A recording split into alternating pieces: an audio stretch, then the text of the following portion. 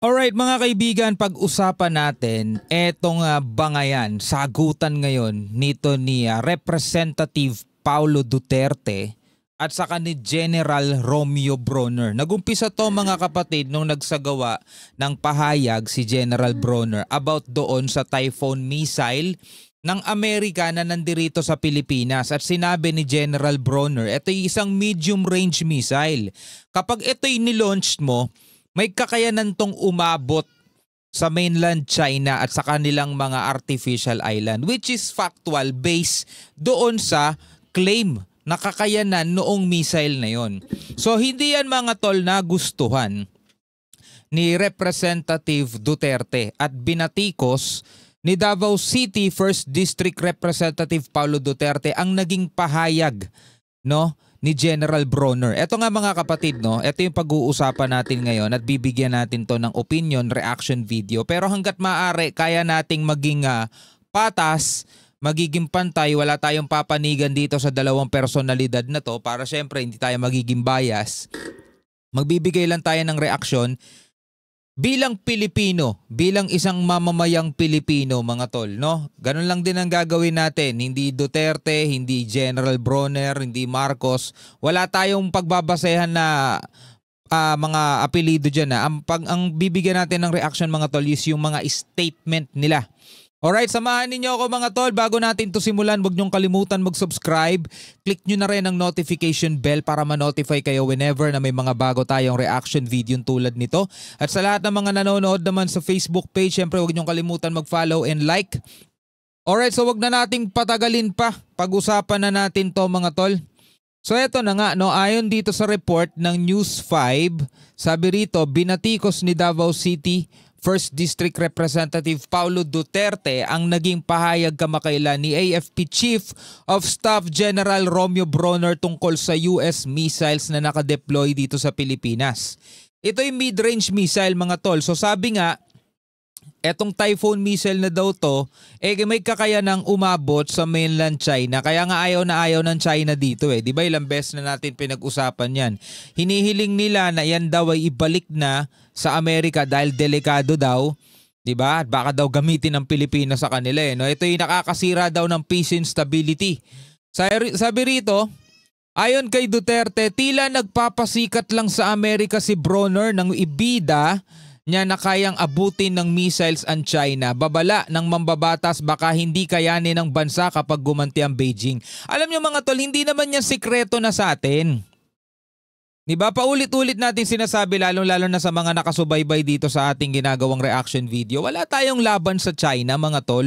Kung tapatan ng puwersa, pero hindi ko naman nakikita ang may mali doon sa sinabi naman ni General Bronner na etong medium range missile na to is kayang umabot ng Amerika kasi hindi pagbibida sa Amerika yun. Kasi yun naman talaga yung kiniklaim Anong gustong sabihin ni General Bronner? Etong missile na to hindi kayang umabot ng China to.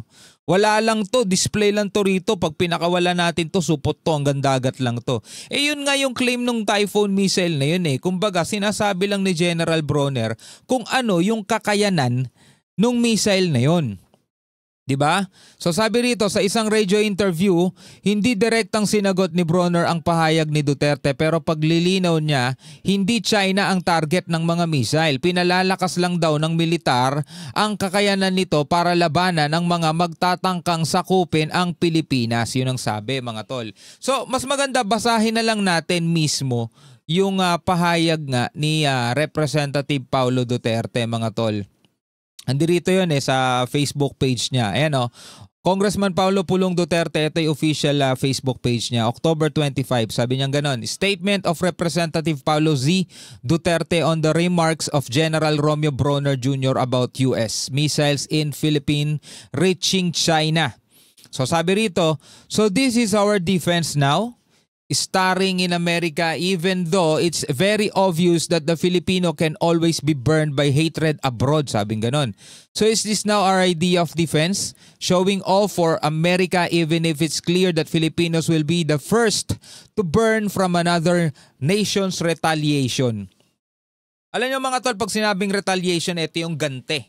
Kung halimbawa, pakawalan natin yung medium range missile at tumama yan sa China, malamang talaga sa malamang talaga gaganti yon mga kapatid. At sabi ko nga, magpadala nga tayo ng isang tawag dito, isang warship, kaya nilang tapatan ng 10 eh. Kahit magpadala tayo ng 5, kaya nilang tapatan ng doble-doble, di ba? Kasi nga mas malaki ang puwersa ng China, mga tol. Ang sa atin lang mga kapatid, yung sinasabi nga ng AFP, yun ay ginagamit nila, gagamitin sa pagsasanay para matuto yung ating mga kasundaluhan gumamit ng mga advanced weapon, 'di ba? Kasi balang araw balak din sana natin bumili ng mga missile hindi para gamitin sa ibang bansa kundi para depensa. Walang pinagkaiba yon mga tol doon sa ginagawa ng China na nagbibuild sila ng mga nuclear weapon nila. Bakit? Para saan? Gagamitin ba nila yon sa ibang bansa? Di ba para rin yun sa depensa nila? Kaya kung may magtatanong, saan nyo gagamitin yung missile? Para sa depensa. Eh di parang tinanong mo na rin yung security guard sa isang bangko, saan mo gagamitin yung shotgun mo? Ba't ka may shotgun? Nakatayo ka dyan sa pinto. Di ba? Simple lang mga tol, ito hindi to batiko sa kahit na sino man na. Ito'y opinion lang ng isang ordinaryong citizen mga tol. Alright? General, before you boast about missiles that can reach China, can you guarantee that you can stop the retaliation? So tinatanong niya rito, sabi niya, bago mo ipagyabang ang missile na yan na kayang umabot ng China, can you guarantee that you can stop the retaliation? Yun kasi ang naratibo mga tol eh. O kaya yun siguro yung opinion. Ginagalang naman natin mga tol yung opinion dito o yung alam mo na yung pahayag dito ni Congressman Pulong mga tol. Bago daw ipagyabang etong missile na to, kaya bang pigilan ang retaliation? Hindi naman kasi sinabi ng general mga tol na papakawalan na talaga natin tong missile na to. Sinabi lang niya kung ano yung kakayanan ng missile, di ba? Pag sinabi mo ba kung ano yung kakayanan mo, ito ba'y pagyayabang na? Gusto ko lang din itanong sa inyo mga tol. Gusto ko lang itanong, pag sinabi ba natin etong baril na to kayang makatigok ng tao to eh. Tanong mga tol, yun ba'y pagyayabang o pagsasabi ng kung ano yung kakayanan nung meron ka, di ba? Pag sinabi mo bang kaya kong bumili ng iPhone 17 eh. Kasi may pera ako. Yun ba'y pagyayabang o pagsasabi lang ng kakayanan? Kasi sabi rito, before you boast about missiles that can reach China, yun naman talaga yung pagpapakilala dun sa Typhoon missile eh. Diba? Ito yung isang mid-range missile na kayang umabot naman talaga sa China. Ano ba dapat naging sabi ni General Bronner para hindi magalit si Pulong? Dapat ba sinabi ni General Bronner, etong mong Typhoon missile na to, hindi nito kayang umabot sa China? Well, comment kayo doon mga tol ha. Ako yung nagtatanong lang naman. Or are you willing to gamble Filipino lives just to show that you are close to your bosses? Or are you willing to gamble Filipino lives just to show how close you are to your bosses?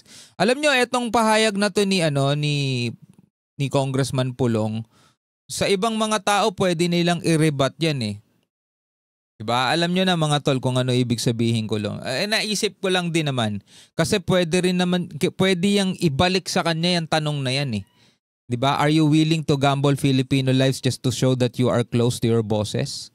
Diba? Pwedeng ibalik sa kanya yung tanong na yan mga tol. Diba? Ikaw, willing ka bang i-gamble din yung Filipino lives para masabi mong close ka sa mga bosses mo?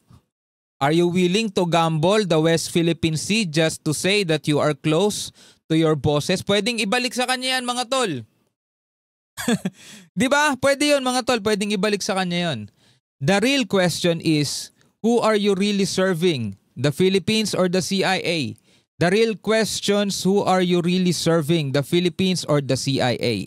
So napakalinaw ng tanong dito ni Congressman Pulong Duterte. Sabi niya, ang totoong tanong, sino ba talaga pinaglilingkuran mo?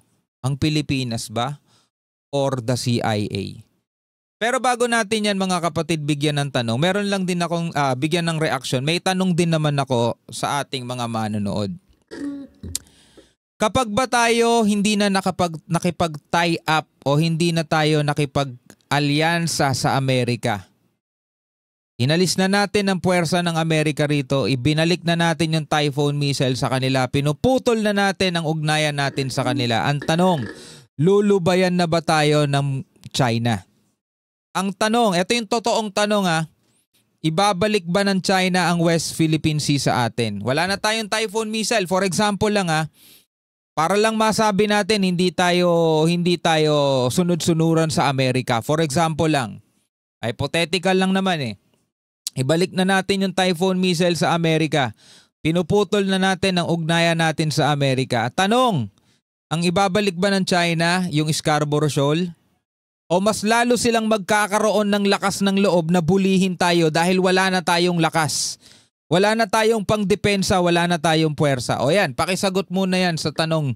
Ngayon, sino pinaglilingkuran, Pilipinas o CIA? Pag ba ipinagtatanggol natin ang ating bansa sa pamamagitan nitong mga weapon na to, hindi ba natin ipinagtatanggol ang Pilipinas at ang pinagsisilbihan natin, CIA? Kapag ba sinabi natin na meron tayo ritong mga missile na kayang protektahan ng Pilipinas o kayang depensahan lang ang Pilipinas, yun ba ay paglilingkod sa CIA? Diba? O another question yun. Sabi rito, because if you're for the Filipino people, you won't be a hero in the press con. Then our ordinary people will be collateral damage. Ang problema nga mga tol, yung mga ordinary people na mga mangingisda, yun yung naaapektuhan Naaapektuhan yung pangingisda nila dahil sa pangaharas ng China Because if you're truly for the Filipino, you wouldn't play hero in a press conference and make ordinary Filipinos the collateral damage. Wala naman tayo magagawa mga tol kung sakasakaling atakihin tayo rito ng China. Anong gagawin natin? Diba? Pwede kayo magbigay ng opinion nyo. For example, gustong sakupin ng China yung West Philippine Sea. Gusto na nilang tayuan ng base yung Scarborough Shoal. O baka sa hindi nakakaalam gustong tayuan ng China ng nature reserve yung Scarborough Shoal. So anong gagawin natin? Hindi na lang tayo papalag para walang collateral na mga Pilipino o walang madadamage. Huwag na lang tayo pumalag, no? Ibigay na lang natin yung West Philippine Sea. Ano sa tingin ninyo? Kasi hindi naman sila nadadaan sa pakiusapan mga tol Hindi naman nadadaan mga kapatid sa pakiusapan yan. Ito lagi kong ibinibigay na example to Meron kang property, meron kang bahay, marami kang kayamanan sa loob. Pwede mo bang pakiusapan yung mga masasamang loob? Please, pakiusap. Huwag ninyong lolooban yung bahay ko. Huwag ninyong kukunin yung kayamanan ko. Please, pakiusap. Hindi ako maglalagay ng kahit na anong proteksyon. Hindi ako maglalagay ng CCTV. Hindi ako maglalagay ng mga guard na may armas. Pakiusap lang, huwag niyong pasukin ng property ko. Pwede bang gawin yon? real talk lang mga tol, pwede bang gawin yon? Di ba same lang naman yon mga tol sa ating bansa? Kailangan kung gusto nating matamo ang talagang kapayapaan, kailangan nating palakasin ang ating puwersa. Which is yun din ang ginagawa ng China mga tol. Pinapalakas nila yung puwersa nila. Bakit sila pwede? Bakit tayo ang daming issue? Bakit sila pwede? Bakit tayo ang daming issue? Bakit binabatikos mga tol yung ating mga kasundaluhan? Diba? Yun nga problema hindi natin sila kaya. Bakit? Kasi nga kinurakot yung budget ng pondo ng taong bayan ng Pilipinas napupunta lang sa bulsa ng iilan O eto, tuloy natin. And while we're on the topic of national security, ask ko lang, do you see the real problem of the country today? Budget, corruption, useless projects, and corruptions without fear. Just wanna ask, do you know the real problem facing our country now? Corruption in budget, infra projects that are useless, and plunder of the nation coffers without fear. Lahat naman tayo alam kung anong problema Kaya nga kulang na kulang sa depensa yung mga sundalo natin. Kaya nga umaasa tayo sa tulong ng ibang bansa Biruin mo mga kapatid kung walang korupsyon dito sa bansa natin, sa tingin nyo ba ganito kahina ang Pilipinas? Sa tingin nyo ba ganito lang kaonte barko natin? Sa tingin nyo ba wala tayong mga sariling missile natin? Sa tingin nyo ba kailangan pa nating humingi ng tulong sa ibang bansa kung walang problema sana ng korupsyon dito sa bansa natin? Don't lecture us about defending the nation if you can't even defend the people from thieves in uniform. Parang indirect indirect na Wag mong sabihin po protektahan mo ang nation natin kung ayaw nyo naman kumilos tungkol dito sa usaping politika, di ba? Kasi nga may mga panawagan, hindi ko sinasabing si congressman nang nananawagan nun ha, pero may mga panawagan kasi nitong mga nakaraan mga tol na hinihikayat na ang ating mga kasundaluhan na makialam na. Kumilos na sila para doon sa mga corrupt, di ba? Di ba sinasabi ng mga kasundaluhan, wag nyo nang idamay ang mga sundalo sa politika, 'di ba? Kasi ang magbe-benefit lang niyan yung ibang mga politiko din, 'di ba? Those generals in China caught robbing, firing squad, they're ending. Chinese generals caught stealing, they end up in firing squad. Well, depende sa gobyerno kasi 'yun. 'Di ba? Depende sa gobyerno. Yan hindi naman gobyerno mga sundalo eh. Sila yung nagpapatupad lang mga tol ng kung ano yung order at na basta hindi labag sa prinsipyo at saka hindi makakasama no in general sa ating bansa, 'di ba? Sabi rito, here in the Philippines promotion and press briefing are the prizes. Here in the Philippines they get promotions and press briefing or reward. Get your priorities clear, General. Get your priorities straight. Sabing ganon. The Filipino people do not need someone who is trigger happy for another country. They need a leader who will fight for them and protect their future. No, not offer them as targets. Ayaw mi We want peace, security and sovereignty, not missiles with someone else's fingerprint. So anong masasabi niyo rito mga tol? Ako ang mga sagot ko doon sa ibang pahayag dito ni Congressman Paulo Duterte is hindi para sa depensa ni General Bronner mga tol. Yung mga pahayag, yung mga sagot ko doon sa ibang mga ibang mga tawag dito statement niya is pahayag ng ordinaryong Pilipino na nakikita kung anong ginagawa ng China dito sa West Philippine Sea. Not against kay Pulong Duterte o kay Congressman, nothing against with him. Doon lang mga tol sa ibang pinoint out niya, bringing up niya rito mga tol. Tulad nga halimbawa no sinabi rito niya kanina. Dito. Yan, are you willing to gamble Filipino lives just to show that you are close to your bosses? Sabi ko, pwedeng ibalik sa kanyang tanong na yan mga tol. Are you willing to gamble the West Philippine Sea? No? Para maipakita lang sa mga friends mo. Kasi alam naman natin, malapit sila sa China mga tol di ba? Alam natin yan, hindi yan secret mga tol. Malapit ang Duterte sa China. Di ba?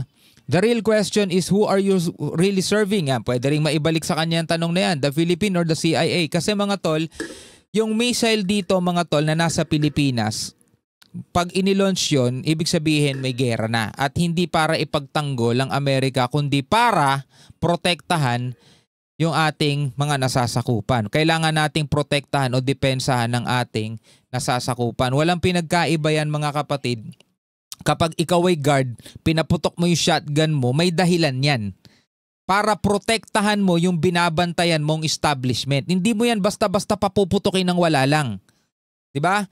Saka nakakita ng guard, nakatayo dun sa pinto ng bangko, biglaan na lang namarel. Di ba wala namang mga kapatid, no? May sira na sa ulo yun pag ginawa niya yun. Pupuputukin niya lang mga tol yung armas niya para protektahan yung binabantayan niya. So ganun din dito, yung missile dito mga kapatid na sinasabi ni Romeo Bronner, ni General Bronner, na kayang umabot sa China, which is true naman, yun ang talaga ang claim ng Typhoon missile na yun. Hindi naman sa pagyayabang ni General Bronner yun eh. Sinasabi niya lang kung ano yung description ng missile na yun. Pero papuputukin lang yun kapag kinakailangan na. Hindi para magsimula ng gulo, di ba? So ngayon, meron din naging sagot dito mga tol. May naging pahayag din mga kapatid dito si PCG spokesperson Tariela.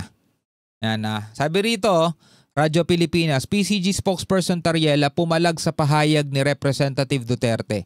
Umalma si Philippine Coast Guard PCG Commodore J. Tariela laban kay Representative Paulo Duterte matapos questionin ng mambabatas ang karapatan ni Armed Forces of the Philippines Chief of Staff General Romeo Bronner Jr.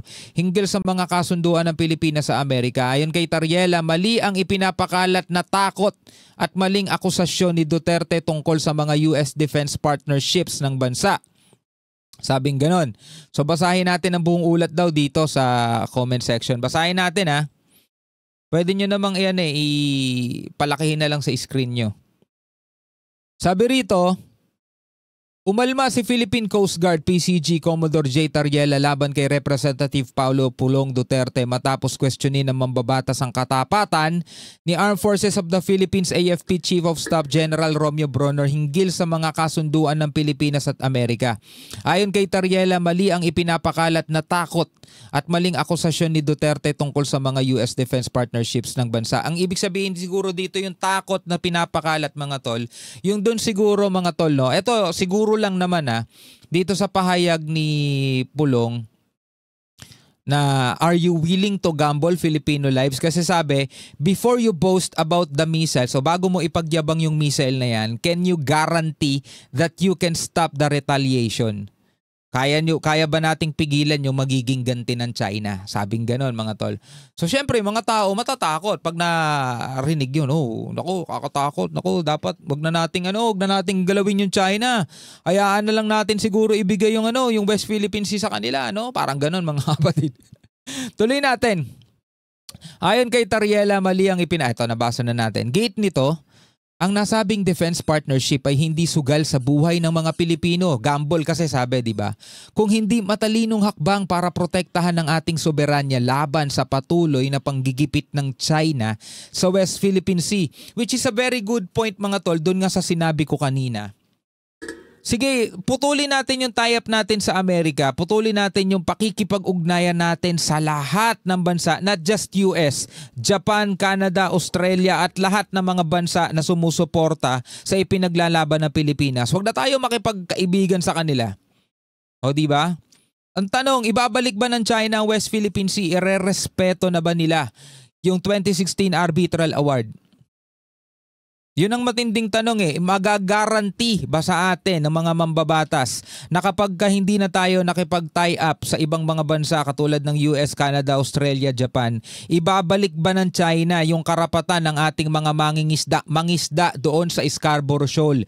Hindi na ba nila tayo iwa-water cannon, babanggain, ipagtatabuyan sa sarili nating teritoryo? Magagaranti ba ng ating mga mambabatas na hindi na tayo bubulihin ng China? Kasi kung magagaranti nila yon, para saan pa yung mga missile natin? Hindi na natin kailangan gamitin pa yon. Hindi na natin kailangan pa ng depensa rito. Kumbaga parang balik ulit tayo sa establishment. Kung magagaranti natin na hindi na tayo papasukin ng mga masasamang loob, bakit pa tayo maglalagay ng security guard dyan? Bakit pa tayo maglalagay ng CCTV? Diba? Parang ganun lang mga tol, napakasimple. Mas pinapaliit natin yung scale para mas maunawaan nating lahat ng mga Pilipino, para mas maunawaan nating lahat kung anong dahilan bakit tayo naglalagay ng mga ganitong klaseng sandata. Alright? So sabi rito mga kapatid, pinuna rin ni Tariela ang umano'y pagkukunwari ni Duterte sa issue ng korupsyon. Paalala niya, hindi ngayon lamang nagsimula ang katiwalian kung hindi noong Pharmally scandal sa gitna ng pandemya kung saan bilyon-bilyong piso kontrata ang ibinigay sa kumpanyang kulang ang kapital at nagsupply pa ng depektibong PPE. Naku po, huwag na natin pakialaman yan mga tol, ibang issue na yan. Dagdag pa ni Tariela, hindi dapat gawing issue ang pagkakaroon ng joint military exercises at mga kasunduan tulad ng EDCA dahil ito ay hakbang para palakasin ang kakayahan ng bansa laban sa anumang banta. Sabing ganon. Gate ng opisyal na si General Romeo Bronner ay tapat sa republika at sa saligang batas, hindi sa mga banyagang interes. Kasi mga kapatid, ulitin ko, ang interes natin mga tol is makuha natin yung wagas na kalayaan, totoong kalayaan mga kapatid, na makakuha ng langis, di ba? Ma-harvest natin yung likas na yaman dito sa West Philippine Sea, mga langis, mga gas, minerals, makapangisda yung mga mangingisda natin nang walang nanghaharas, di ba? Kalayaan natin yon mga tol. Hindi yun interes ng Amerika, interes ng Pilipinas yun mga tol at ng mga susunod pang henerasyon. Sa huli, question din ni Tariela kung sino ang totoong pinaglilingkuran ni Duterte. Ayun. Yung sinasabi ko kanina, pwedeng ibalik sa kanya yung tanong niya. Sino ba talaga pinaglilingkuran mo? Pilipinas o China? 'Di ba? Kasi pwede talagang ibalik sa kanya yung tanong na yon, mga tol. Ngayon, eto naman ang naging statement. Basahin naman natin mga kapatid ang statement ni Armed Forces of the Philippines, Chief Armed Forces of the Philippines General Bronner. Sabi rito, the Armed Forces of the Philippines, AFP, on Sunday called out Davao City District Representative Paulo Duterte claims regarding the US Typhoon mid-range missile system in the Philippines. In a statement, that the AFP clarified that AFP Chief of Staff General Romeo Bronner Jr.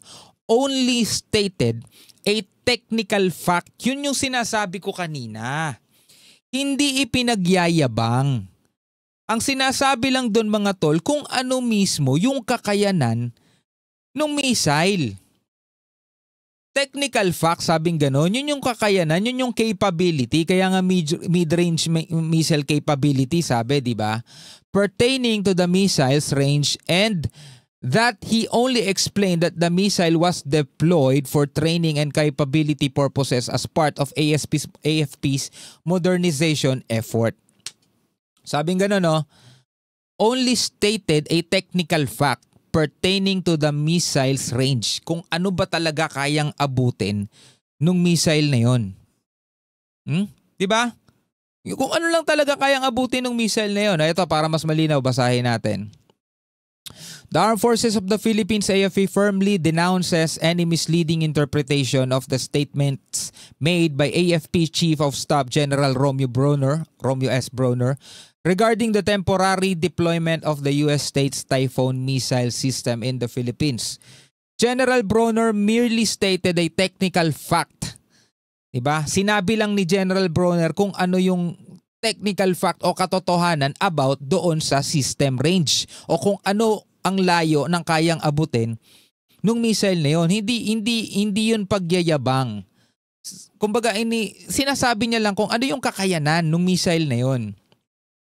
And clarify that its presence is for training and capability building purposes, part of the AFP's ongoing modernization efforts to strengthen national defense. Any insinuation that the AFP or its leadership serves foreign interest is false and undermines the integrity, professionalism, and patriotism of the institution and its members who continue to defend our sovereignty. The AFP emphasized that all defense initiatives and partnerships are conducted in line with the Philippines' independent foreign policy and sovereign prerogative. We urge all public officials and opinion leaders to exercise prudence and responsibility in their statements to avoid fueling misinformation or distrust towards our armed forces of the Philippines. The AFP remains steadfast in its duty to protect the Filipino people and defend the nation's sovereignty, serving no one but the Filipino and protecting nothing but the Philippines. Kinontra niya, o mga kapatid, sinagot niya yung sinabi ni Pulong na sino ba talaga ang pinaglilingkuran mo? Ang Pilipino ba o ang CIA? Sabing ganon, mga tol. Sabi rito ng isang nag-comment, well, Kong Paulo also asked what our capabilities would be once China retaliates. Since you mentioned that the missiles deployed by the US can reach China, you should have answered that too. Dapat daw sinagot na rin ni General Romeo Bronner kung ano nga ba ang kakayanan ng Pilipinas kung sakasakaling girahin tayo ng China. Ngayon mga kapatid, hindi na natin kailangan sagutin yung kasi alam na natin eh. Alam na natin. Kaya nga yun yung ginagawa ng Pilipinas eh. Pinapalakas natin lalo yung depensa natin. Kasi kung ayaw nilang palakasin natin yung depensa natin, ibig sabihin nun, isuko na lang natin mga tol. Siguro, no? Siguro, ganun ang ibig sabihin. Isuko na lang natin yung ating ipinaglalaban. Bakit ba natin nakakaaway ang China? Di ba isang problema lang naman eh.